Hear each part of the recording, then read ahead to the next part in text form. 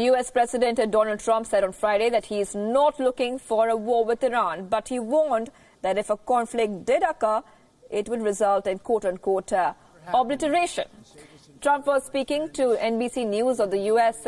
His interview came a day after he aborted a planned airstrike against Iranian targets in retaliation for Tehran shooting down a U.S. drone.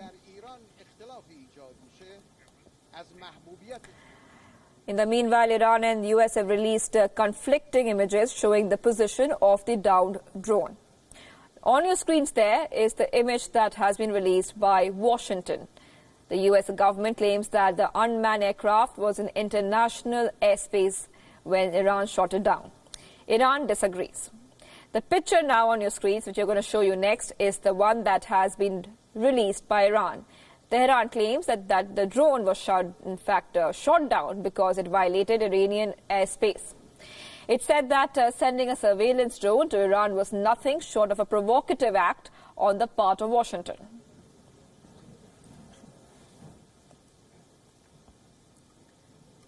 U.S. President Trump tweeted saying that Iran made quote-unquote a very big mistake by downing the U.S. drone over the Strait of Hormuz. UN has asked Iran and U.S. to exercise a maximum restraint. It said that both countries should avoid actions that could worsen the situation. Established, I know there are various parties are looking into the issue right now. At this point, I think we would call on everyone to avoid any further escalation. The rising tensions between the United States and Iran have taken a toll on commercial flights. In the latest, leading international airlines have decided to halt their flight operations over the Strait of Hormuz. So how does the turbulence in Iranian airspace affect Indians?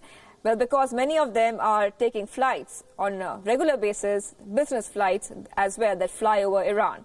And not just that, many families in India fly out, especially to Europe and US during this time for their summer vacations, of which flights from India to the UK are set to face the maximum impact. An average Delhi-London flight takes about 9 hours. After the ban on the Pakistani airspace, that went up to 10 hours. And if the Iranian airspace is also out of bounds, then of course the total flight time goes up another 2 hours. So Indians will end up taking over 12 hours to get to London. And since that is a good 3 hours more of flying time than normal, airfares will correspondingly shoot up.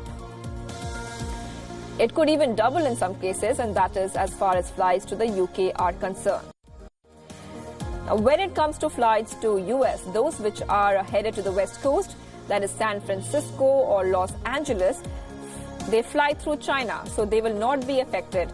Only those flights to the East Coast, to New York and other cities, take the route through the airspace near the Strait of Hormuz in Iran.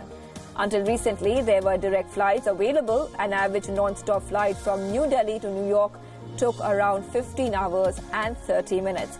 But ever since the ban on Pakistani airspace, there's already a need for stopover in, say, Stockholm or Brussels. And since that is the case now, even if Iran remains a no-fly zone, then two things will continue to be the same. Flights from India to destinations in West Asia will remain unaffected because either way, none of them fly over Iran. So flights to Dubai and Abu Dhabi should go on as usual.